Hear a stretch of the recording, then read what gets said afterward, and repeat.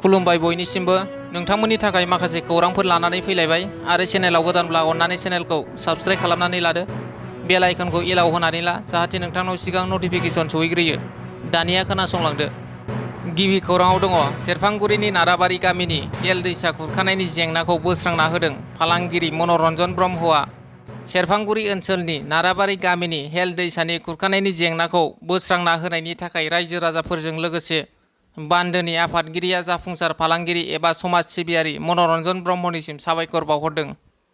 नैथि खौराङाव दङ केरेलानि वायनाडआव हा गिसिखानाय जाथायाव गोबां सुबुंफोरनि जिउ खहा केरेलानि वायनाडआव रोजा अखा हानानै हा दामोल गिसिखानायनि जाहोनाव दासिमाव सा 156 सुबुंफोरनि जिउ खहा जाबाय होनना मिथिनो मोननाय जादों।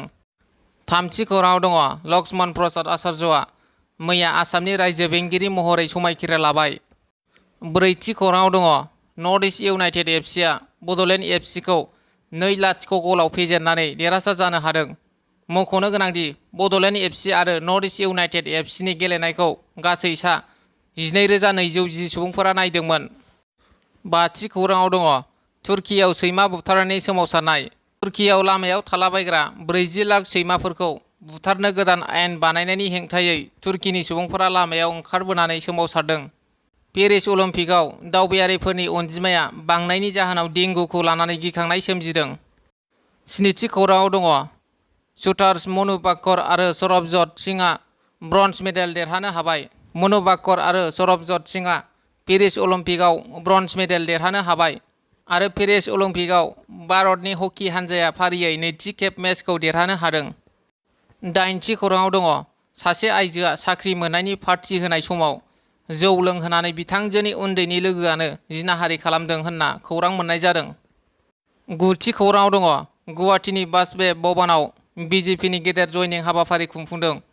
गोबां सोद्रोमाफोरा गुवाहाटीनि बासबे भवन बिजेपि मावखुलियाव जगदान जाहैदों।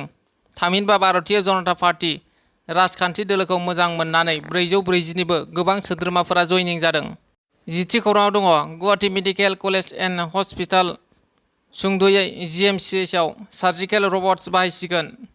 मिथिनो मोननाय बादिब्ला स्टेट केन्सार इनस्टिट्यूट सुंद'यै SCIआ 2 दाननि गेजेरावनो GMCHआ सार्जिकेल रबट्स बाहायनायखौ जागायसिगोन होनना मिथिनो मोननाय जादों।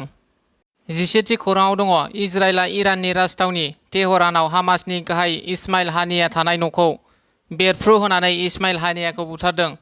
हामासनि गाहाय इस्माइल हानियाया थांनाय बोसोरनि 7 अक्ट'बराव इजराइलाव गाग्लोबनानै थैनि बाना बोहैहोदोंमोन। बेनिनो इजराइलआ खिथेर होखारनानै हामासनि गाहाय इस्माइल हानियाखौ बुथारदों।